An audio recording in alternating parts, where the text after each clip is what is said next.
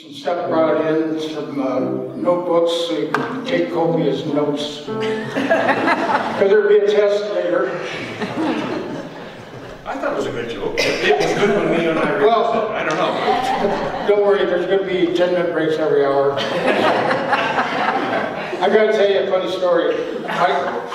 My dear friend John Palachi and I, we have a Bible study on Monday nights. Now you guys think it's taken a little while to go through some of this stuff. It took us 3 years to get through Matthew.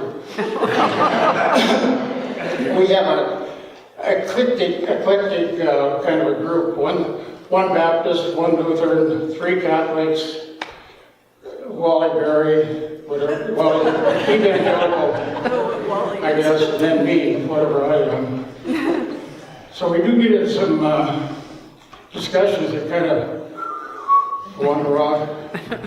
I didn't know exactly what to talk about this morning, but a lot of you I don't know, haven't known, but there's a lot of you in here that I've known for, like Judy Volta, I've known her for 50 plus years. And then my surprise of surprises was to see my grandsons, my stepdaughter, and my son-in-law here today. That was a shocker of the shocks. I'm glad you wanted me to come, if she'd have dropped dead right there.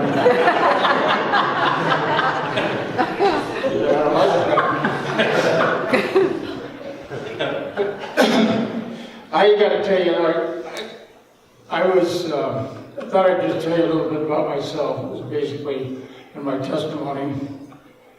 I was born in Denver, Colorado, raised by an Irish Catholic mother. And then I got my DNA tested. The guy said, you're 74.3% Irish. I said, that's close enough. They wrote on their little note, you must have somebody in your family who's from Ireland. Well, hello. That would be a clue. Yeah, you have somebody from Ireland in your family. Anyhow, I was born and raised in there, and I joined the service when I was 17, joined the Air Force. They were real thrilled to see me coming. And then I got married, met a girl in Alaska, got married, had 3 kids, got divorced, remarried her, got divorced. I'm a slow learner. It took me a while to figure it out, but she really did not want to be married to me. And I can understand why.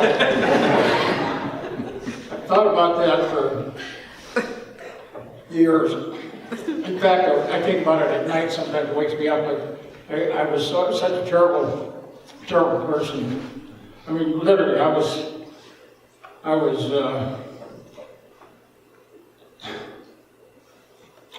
not what you call a real good guy. Not that I wasn't physically abusive or anything, but I just did what I wanted to do, and if it went along with your program, fine. If it didn't, that was fine too. I didn't really care. And apparently I didn't go along with her program. So we got divorced. But I got to tell you something that's haunted me all my life, for at least the last 45 years, is the pain that I caused, the heartache. But God was so good to me, and I can't figure out why. But I met my wife, Candy, on a blind date, which I was 39 years old. Now, blind dates is not something I happen to need. I didn't need a blind date. I said, and these guys kept saying, oh, Pat, you really like her. Yeah, right. Well, this is how I thought. I knew these guys real well, and I thought, I'm going to go knock on this girl's door, and she's going to come to the door with a dog.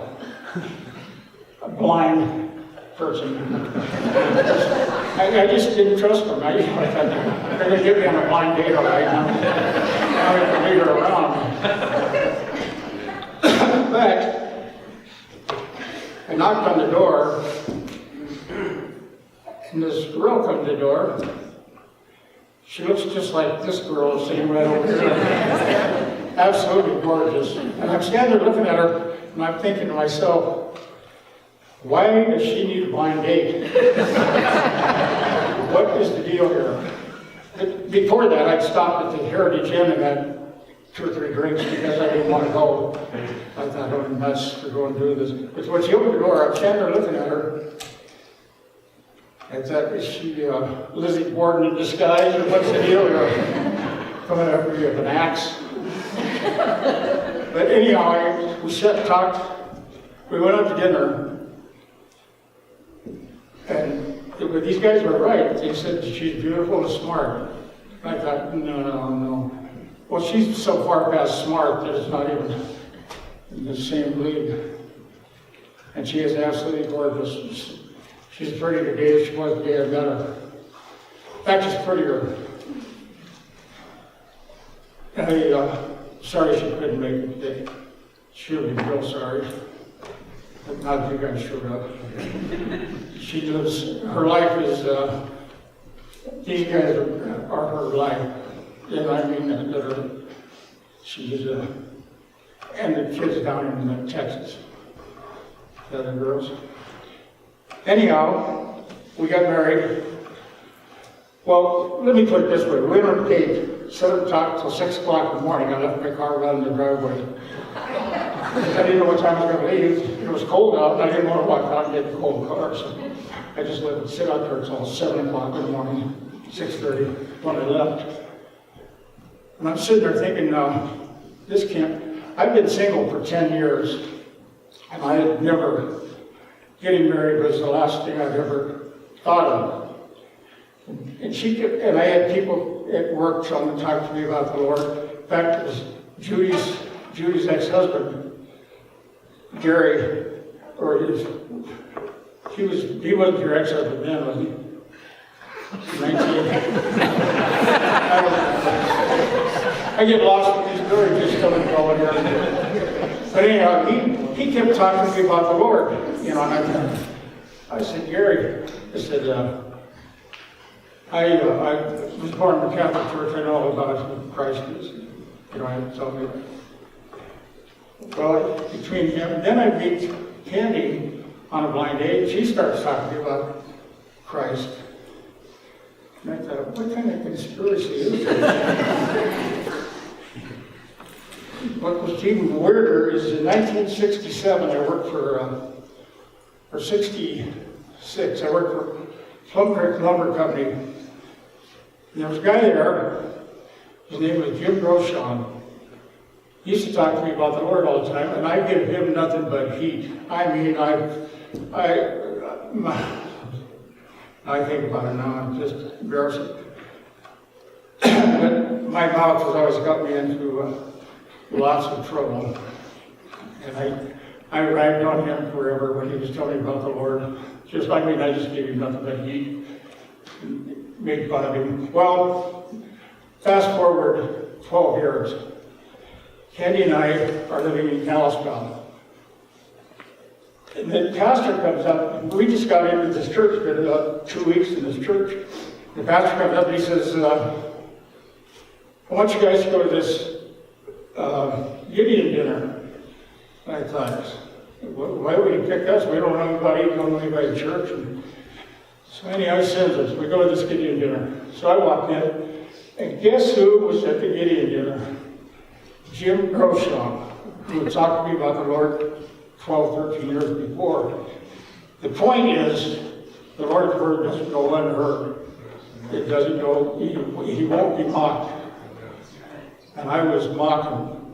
I wasn't mocking the Lord, I don't know what I was doing, but it wasn't. But anyhow, I watched, he almost did have a heart attack. That's all I bet he thought, oh, here it comes again, I'm going to get lost at this Gideon dinner. But he was one of the pastors. The Lord was so gracious to let him know that his word didn't go unheard. That he gave his testimony and told me about it. And he did what to plant, water, and he watered a few times until I dumped the water back on him. Wasn't a good thing. But anyhow, Candy kept talking to me about the Lord. Well, one day, I met her 2 weeks after I met her. I asked her to marry me. Now you this doesn't sound like a big deal, but it was a big deal to me because I've been single for 10 years, and my idea of a long-term relationship was you got to bring your toothbrush over and spend the night, and then you're gone the next day. That was my idea of a long-term relationship. It's just the way I was. When I met her, and then I'd broken up with this girl before I met Penny, but I was at home. I had a house on 51st Street South, and I was in partners with a guy named Don Drake. I don't know the easy way out of on 10th Avenue South. And that's where Gary worked, and he kept talking to me about the Lord. Well, this guy comes up. This is the winter of 78, 79. We had snow. It was like this, only in spades. It was just unbelievable, the wet snow. We were going broke, and I was sitting in that office, and I was looking out the window, and I thought, you know, if this is what life's all about, somebody's putting a bad joke on us. If this is it. I got in my car, I drove home, and I remember this like it was 15 minutes ago. I drove home and I sat down in my living room.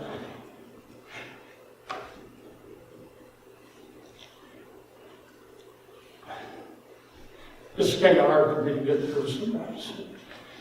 Because I never, this is not right, something's wrong. So I got on my knees, I just said, and I'm by myself in my living room. I said, God, I can't live this way anymore. And I said, if there's a God in heaven, change my life. And I want to tell you what, when you ask that, get ready. Because I mean, my life changed like you cannot believe. I talked to Candy on the phone, and I said, I understand now. Well, what happened is I went back to work, and this guy had a pastor there, and I called Candy and told her about it. She said, I said, I understand what you're talking about now. And we talked a little bit. I guess that night I asked her to marry me on the phone. We were talking on the phone, and we got married May 17th. It was 3 months or 2 months after I met her, and or 3 months after I met her. We've been married for 40 years. 40. How she's I got to tell you, there's a woman when you talk about tenacity and loyalty, you just look up the picture in the dictionary, and she is as loyal a human being as you could ever meet. I mean, period. She stuck with me when a lesser woman would have fell by the wayside very quickly. It wasn't always, I just couldn't get myself squared away and go in the right direction. Until the Lord, when I asked the Lord to change my life,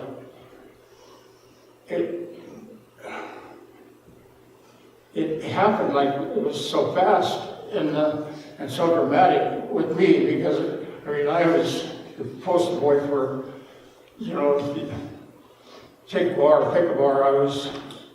I'd go shoot pool in any place. They all knew me at every bar in town knew who I was. When this happened, things changed. Candy invited me to a Bible study. Now, I never heard of a Bible study. Nobody I hung around with went to a Bible study. And I said, what do you do with the Bible? I said, what do you sit around and read the Bible? She said, yeah. I said, you gotta be kidding me.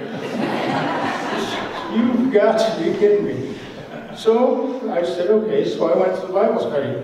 Well, Jeannie and Wally Rail were giving this Bible study. Well, fortunately, Jeannie Rail smoked.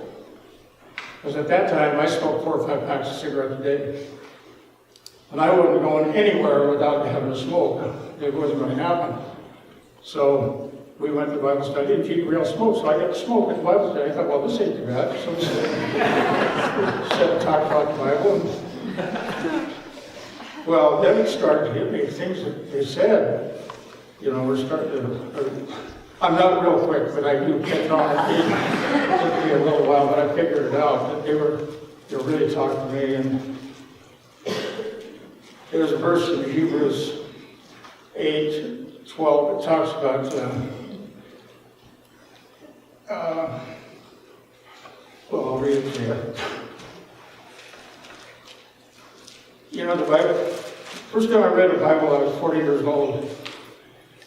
And I had this partners, like I said, with Don Drake at Easy Way Auto. And when I started reading the Bible, I thought, 40 years I've had this in front of me and I didn't even know it. So I'm sitting there reading it. Well, I went out and bought a case of these Bibles. I'm passing them out to people. I said, man, you got to read this. Oh, we already have that. Oh, really? Yeah, I was probably running downtown. I had read one. But I was passing out Bibles because I thought, this guy, we got to get the news out about this. Somebody's got to tell somebody. And anyhow, like I was telling you earlier, a lot of things that I did bother me. Wake me up in the middle of the night, and I asked God to forgive me.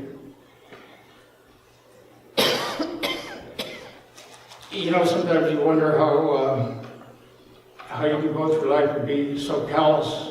I don't even think about it. I just didn't think about anybody. I was thinking about Mom, period. Then when it dawned on me what I was doing to everybody else. But God says, for I will be merciful to their iniquities, and I will remember their sins no more. Sometimes I know God's not lying to me. I know He's telling me the truth. And I know that He does forgive me. But it's hard sometimes to forgive myself. I don't know if you guys ever have that problem,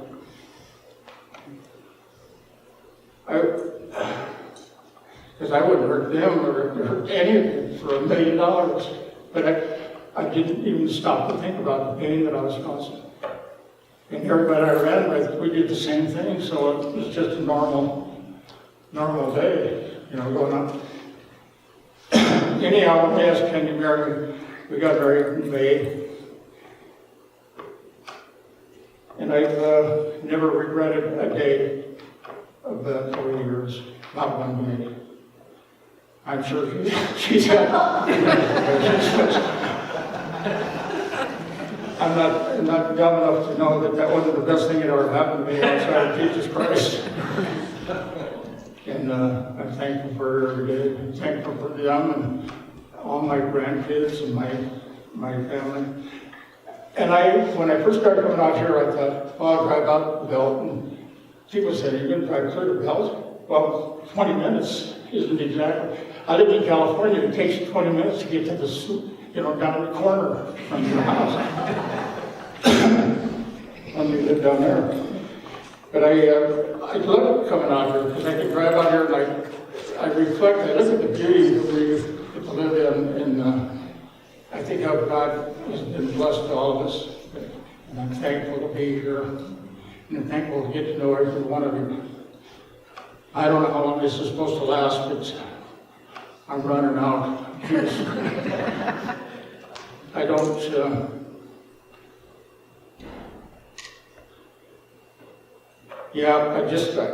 I got to keep that thought in mind. In Romans, the Lord talks about not being ashamed, and not being ashamed. And there were a lot of things that I was ashamed of. But He's forgiven me. And I was coming out here this morning and I was thinking to myself, 40 years ago, you guys didn't even talk to me, let alone have me come and speak to you. Pat Wagner, oh yeah, I know Pat, oh, you know, keep on moving. Just keep on going. Because I like to drink, I like to smoke dope, I like to do all of that stuff. That was just part of the deal. You just did it, you know. And I'm so thankful I can't, you know, what does it say about giving much or blessed much? Or, I can't remember the exact verse, but when he gives you a lot, you know, and he's given me so much. And I just want to say thank you to each one of you for letting me come in here. John's sitting there going, we have our Bible study on Monday nights. How long have we been in Romans now? How many years? 2, 3?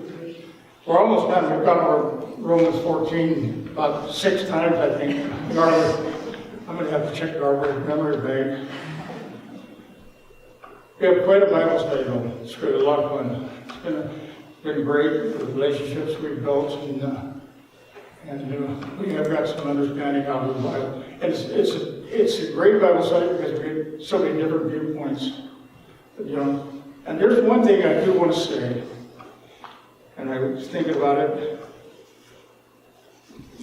You know, you hear these things about different churches, different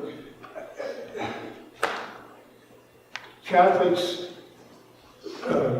Mormons, whoever. It doesn't make any difference. Like, as long as they believe that Jesus Christ is their Lord and Savior, I can promise you that's all that matters. Doesn't matter what church you walk into or go to, as long as it's in your heart. And we should be very, very careful. I went to a church once with my ex-wife. I was thinking about, you know, getting back to church. Well, I got in there and I was sitting in the back, and these guys were not in the Catholic Church. Well, I was a Catholic. I'm sitting there thinking to myself, in all my life, I'd never heard anybody in the Catholic Church knock somebody in another church. I said, I don't want to be part of this. And I walked out and I didn't go to church again for 20 years. Didn't even go inside, didn't even talk to them, because I thought they were hypocrites. I thought they were liars, and I just said, I don't want to deal with that. I understand it now, but I didn't at that time. Be careful what you say around people, because you might keep that person from coming to the Lord. You know, just by it almost drove me away. Almost told me to go, but I didn't. Thank God. Anyhow, I want to say thank you, and thanks for accepting me into your church. And if you have any questions, I got lots of notes I don't know. If anybody has anything, if there's a question they'd like to ask me, you want to know? Yes, I do have a question. Definitely, maybe. Except for me. Yeah, okay. Is it really true you're 80 years old today? 80, yeah. That is Thank you for bringing that up. I just want, and I really appreciate your comments towards the Catholic Church and others. The word of salvation, it's settled in your heart. That's right. And so we just need to be careful and understand that our goal is to reach people, and not to tell them what maybe they already know about their background, all kinds of stuff. Even today, St. Patrick's Day. I mean, I grew up totally Protestant. All I knew is it had something to do with green. That's it. If you had green, you went to church or school. That was it. And I was reading up a little bit about it, and I know that there's something that all these different things. All I know is that we are all about reaching people and with the love of God. And the love of God sometimes will constrain you to keep your mouth shut. Amen. I hate to say that, but the love of God even though there's knowledge and then there's wisdom. Yeah. And there's, you may know the truth, or you do know the truth, but the truth is that Jesus went to that cross for every human being. Amen. And until your last breath and my last breath, we're working to put that word into them. If God can change this man, I'm talking modern day miracles. Yes, amen. Here's my question. Then we will ease out here as Renee is coming to the piano. Not to do when the saints go marching. I thought Patrick the Saint. I thought that's my idea. I thought that was a pretty good deal. I want you to say, you have young people here, and some of us who still think we're young. If you had advice just off the top of your head to give to somebody, you may be around for 50 more years. I doubt it. But I may be around for 50 more years, and I doubt that too. Okay. Well, you got a better chance at it than I do. Well, I don't quit eating ice cream by the gallon. Oh. But I want you to give advice to, we'll say everybody, if you're 80, everybody under 40 is young. Wouldn't you say that? Yes, you say would. everybody's 70s young. Give them just what would you advise them to do? If you had 3 things to advise them, I'll even take one, but advice to young people. Well, number one is don't live under the fallacy that this is going to last a long time, this youth. It doesn't. I knew I was going to get old, I just didn't realize how fast it was going to happen. You know, one day I woke up and said, geez, you're an old part. That's okay, Rio. We'll doctor that on you. Excuse me. That's quite all right. We can handle that word. This is the hardest thing. I ask for prayer for that because sometimes I have a hard time with that, talking. My advice to young people is, number one is don't get married when you're 19.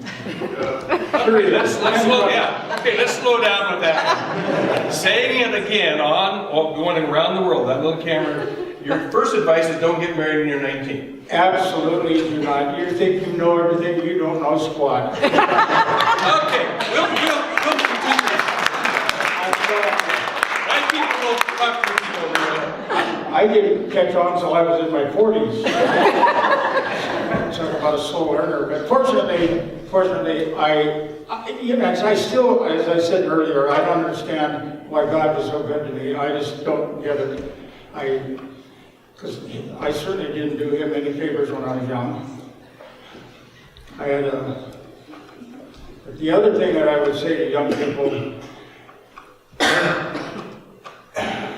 well, there's so many things that, when I talk about that, not getting married when you're 19, you've got to understand what the consequences of what happens when you get married. You have kids. When you have kids, all of a sudden there's a different dynamic there. And if you're not doing what you're supposed to be doing, those kids are going to see that.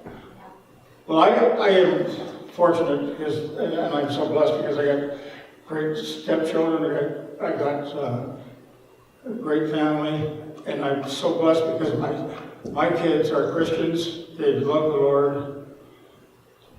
Took them a while, but it runs in the family. So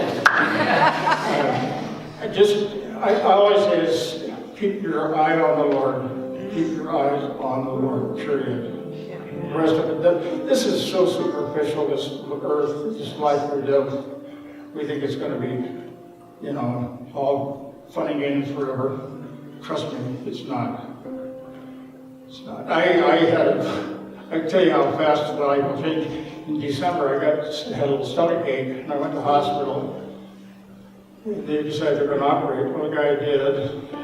He cut me in the wrong place, so I ended up. He couldn't fix it, so I had to go to Kalispell, and an ambulance. Mark the Goodman told him, he said the companion to drive me to Kalispell. Doctor, I said. No, my wife can't even, she can't see at night. She has migraine headaches. They want her to drive me, just coming out of surgery, get in the back seat of the car, driving. So I went and had a second opinion. Yeah. Behind closed doors. Thank goodness you were there. I was in poor Candy, she didn't know what to do. I just thank the Lord you were there. But anyhow, life changes that quick, that quick. I mean, you think everything's going fine, you walk out the door, something, you could slip and fall on the ice, break your back, break a leg. At our age, you know, some of us that wouldn't make it, you know. Well, of course, now he broke his leg. I got a picture of that, I'll show you when we're done here. Skiing, you know, but he healed up, went to play football. So don't get married when you're 19, keep your eye on the Lord, and don't ski, right? And don't ski. If you're playing for Russell, don't ski. Do not ski. I'm so thankful he's okay. Would you bless our brother Pastor?